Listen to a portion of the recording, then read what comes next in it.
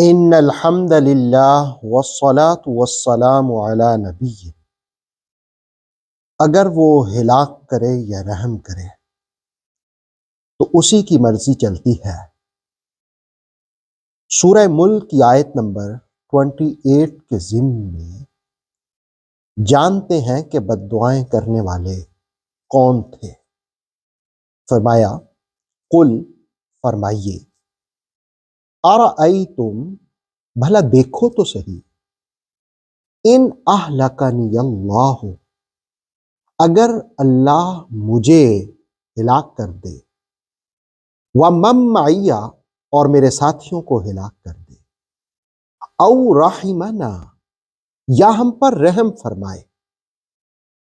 قل ارأیتم ان اہلکنی اللہ ومن معی او رحمنا، فرمائیے بھلا دیکھو تو اگر اللہ مجھے اور میرے ساتھیوں کو ہلاک کر دے یا ہم پر رحم فرمائے، فَمَن يُجِيرُ الْكَافِرِينَ مِنْ عَذَابٍ أَلِيمٍ، تو کون ہے جو منکر حق کو دردناک عذاب سے بچا لے گا۔ رسول کریم صلی اللہ علیہ وسلم کی آمد مکۃ المکرمہ میں ہوئی، 40 سال کی عمر میں اعلان نبوت فرمایا۔ سلیم الفطرت لوگ جو تھے وہ رسول کریم صلی اللہ تعالی علیہ وسلم پر اسلام قبول کرنے لگے۔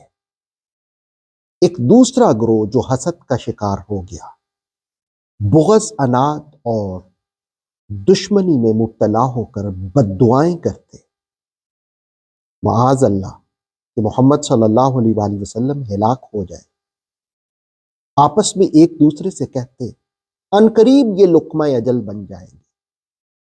تو اللہ رب العالمین نے ان لوگوں کی ان باتوں پر کہا کہ محبوب آپ ان سے فرمائیے ان اہلکنی اللہ ومن معی او رحمنا، اگر اللہ مجھے اپنے پاس بلا لے، میرے ساتھیوں کو بلا لے یا وہ رحم کرے، تو یہ تو اللہ کے اختیار میں ہے، یہ تمہاری باتوں سے نہیں ہوگا۔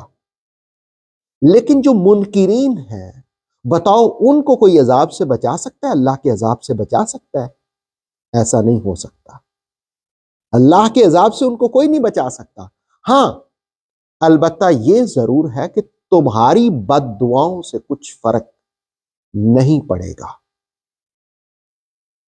سورہ ملک کی آیہ مقدسہ سکھاتی ہے رحمتوں کرنے والا بھی اللہ ہے اور موت دینے والا بھی اللہ ہے، سب کچھ اسی کے اختیار میں۔ آتھینٹک اسلامک نالج کے لیے نور وحی یوٹیوب چینل کو سبسکرائب کیجیے، بیل آئیکن کو پریس کرنا مت بھولیے۔ نور وحی فیس بک، انسٹاگرام اور ٹک ٹاک پیج کو بھی فالو کیجیے تاکہ ہماری ہر نیو ویڈیو آپ تک بر وقت پہنچ سکے۔